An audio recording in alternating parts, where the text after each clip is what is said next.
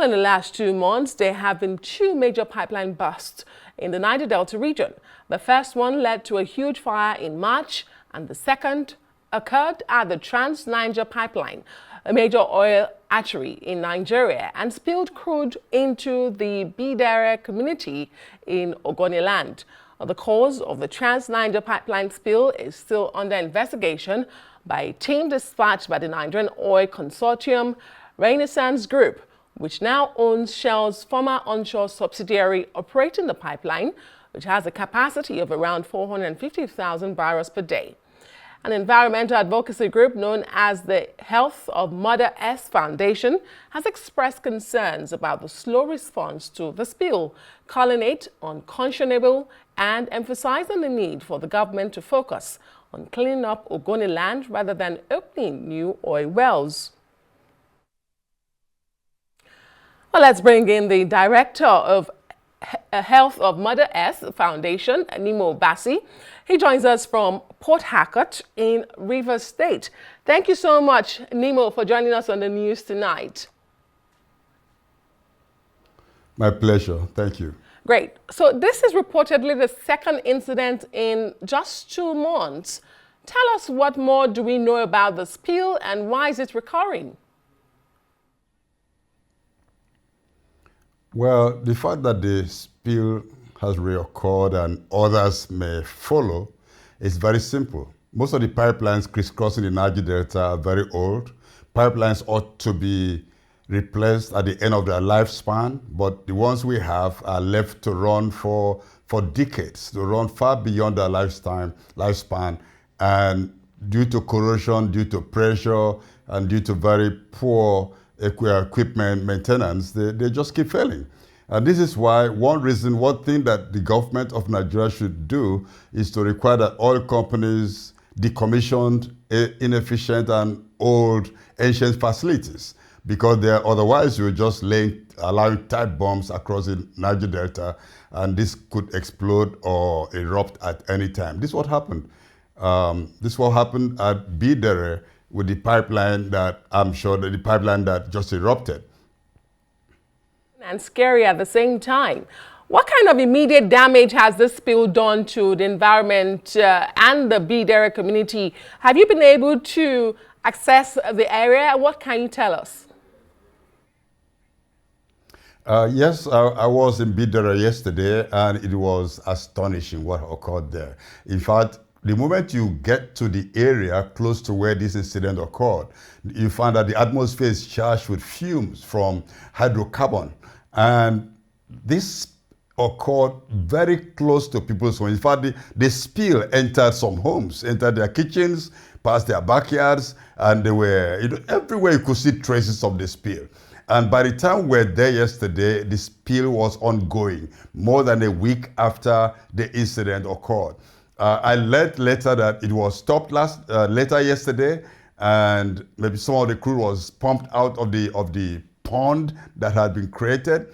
But one thing that has not been done has been having a conversation with the people, taking care of, to meet the needs of the people in terms of safety, because oftentimes when there's a spill of this nature, the spill could be stopped, but no cleanup is ever done. Some years back, when there was a major oil spill on Santa Barbara River, the spill was stopped after 6 weeks, but nobody said anything about cleanup. Now in Bidere, the spill has been clamped, from what I learned, but the issue of cleanup is not even being discussed. And so people are going to still be having the impact of the fumes as though the spill was never cleaned up. And there are children, there are women, there are people have had to flee their homes. They can't light a fire, they can't cook in those homes. They are internally displaced people because of one spill, but we have multiple of these kind of spills across the region. You just answered, partly responded to my next question, because a statement from Renaissance Energy, the operator of the particular line affected, did issue a statement. They say it was an operational incident. They also say cleanup is underway. But when you hear, you've just said there are no talks of cleanup. But when you hear the company say this was an operational incident, what does that actually mean from your experience? Very rarely do companies agree that failures of this nature are due to equipment failure for operational reasons. So that must be a plus for this company. But we are concerned that usually when there's an oil spill or any incident, it's always blamed on sabotage or third-party interference. But this particular oil spill occurred at what they call 6 o'clock. That means underneath the pipe. And nobody will excavate a pipe to that depth and then break it up from beneath. And so that is good. But, it's one thing to admit that this was caused by operational failure. It's another thing to see a cleanup. It's another thing to see corporations actually talk to the people. And I still talk to the people who are affected, not just a few selected people. And we are concerned also about the fact that this pipeline, up to a few months ago, belonged to Shell, suddenly belongs to Renaissance. Who is Renaissance? And what capacity do they have to maintain these ancient pipelines? What capacity do they have to take over responsibility for legacy pollution and for legacy equipment that are so defective that Shell is trying to leave behind? Would they accept that Shell walks away and then they assume all the responsibility? What happens to the communities? What happens to the entire region?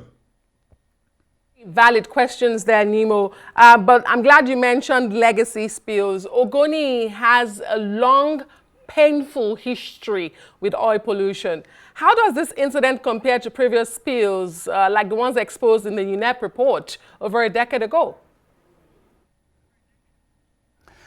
I think this spill is very interesting. We all know that there's no new oil extraction in Ogoniland. We also know that from 1993, the only thing that really happens that could trigger this kind of spill is the Trans-Niger pipeline that crosses Ogoniland.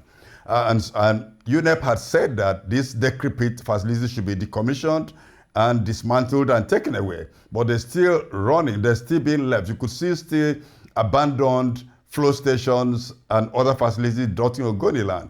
But the significance of this spill is the fact that the Nigerian government and oil companies are thinking of reopening oil wells that were closed in 1993, and at the same time that the cleanup is going on. So the cleanup is struggling. It's just now the high prep is moving to more complex sites that some already in Bidere. There's some places in Bidere that could be, when you look at the spill, you'll be wondering, could this environment ever recover, no matter the level of sophistication of the cleanup process? And now you're having this other oil spill happening right in the backyard or front yard of people. And why should anyone think of reopening the oil wells or even not completing the cleanup before they talk about any idea of reopening oil wells that were shut down? So no oil wells, and we're having this spill. How can we clean Ogoniland when we leave the tap flowing? This is the problem. We have so many questions to ask, but it really shows that we need to do much more thinking, not just about how much dollars can come from crude oil, how many barrels of crude oil can pump per day, but what happens to the life of Nigerians who happen to live in these areas? What happens to the environment? What happens to our future? Very well said, Nemo. There, we do pray that the people of Bidere get a quick relief and reprieve from all of this. Thank you so much for sharing your insights on the latest incident. Director of Health of Mother Earth Foundation, Nemo Bassey, joining us from Port Harcourt, Rivers State.